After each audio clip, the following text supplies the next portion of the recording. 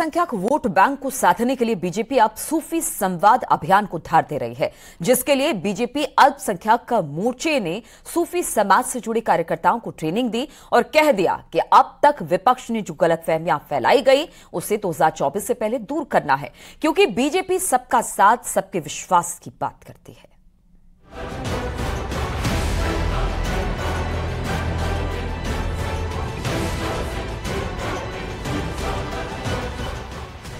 विजय रथ पर सवार बीजेपी के पास 39 दल हैं, चुनावी बल है, मोदी जैसा चेहरा है, शाह जैसे चाणक्य है और योगी जैसे योग्य नेता, जिसके सहारे 24 के चुनावी मैदान में उस रिकॉर्ड को तोड़ने की प्लानिंग है जिसे खुद बीजेपी ने बनाया।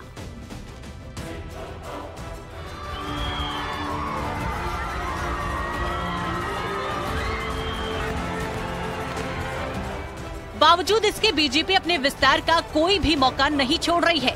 अब उसकी नजर विपक्ष के वोटों की बची पूंजी साधने पर है, जिससे 2024 में अजेय रहा जा सके।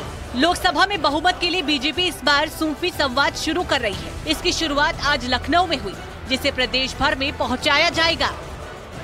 इस विचारधारा के आधार पर हमारी सरकार ने जो काम किए, मोदी जी के, योगी जी के नेतृत्व में, हमें घर घर पहुंचाना है और सूफी विचार से देश में जो भाईचारा है, एक दूसरे से मिलकर काम करने की जो पद्धति है, हमें गंगा जमुनी जो हमारी तहजीब है, हमारी जो मिलीजुली विरासत है, उसे हमें आगे बढ़ाकर इस देश के विकास में अपना योगदान देना है।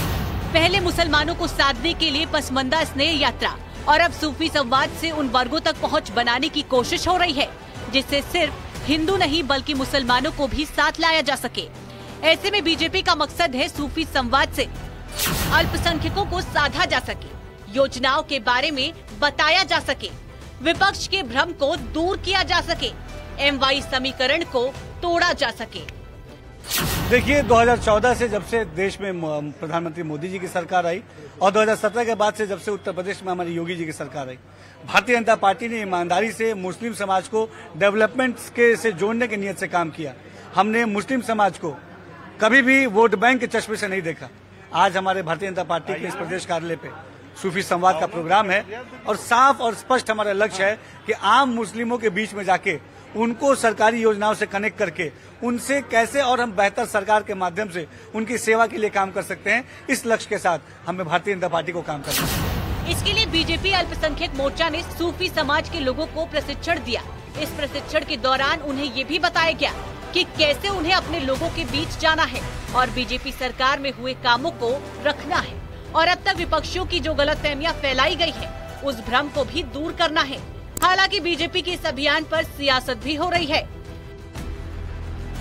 भारतीय जनता पार्टी 2024 में जब उसको अपनी हार सुनिश्चित दिखाई दे रही है तो सबको मनाने में लगेगी। सबसे ज्यादा जुर्म, अत्याचार, उत्पीड़न ये अल्पसंख्यकों के ऊपर, मुसलमान भाइयों के ऊपर बीजेपी सरकार ने किया है। पुराने घर लौट रहे हैं, आप भी आ जाइए। तो 1989 से पहले वाली जो स्थिति थी, जब भाजपा की सिर्फ 2 सीटें होती थी, उस स्थिति में हम भाजपा को पहुंचा सकते हैं। उसके बाद एक और अभियान चलाया गया, जय जवाहर जय भीम, जो दलित बहुल मोहल्लों में मुस्लिम समुदाय के लोगों ने जाकर के लोगों से बातचीत की और कांग्रेस से जुड़ने के लिए कहा। अभी 6 अक्टूबर को उर्दू दिवस के दिन भी तमाम जो उर्दू दान लोग हैं उनको सम्मानित करने का काम किया गया। तो उत्तर प्रदेश का मुसलमान लोकसभा में तो पूरी तरह से कांग्रेस के साथ आने के लिए तैयार है।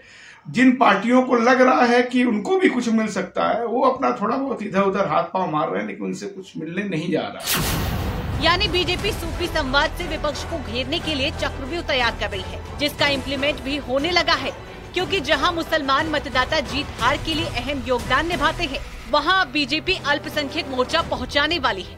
Bureau report, news 18।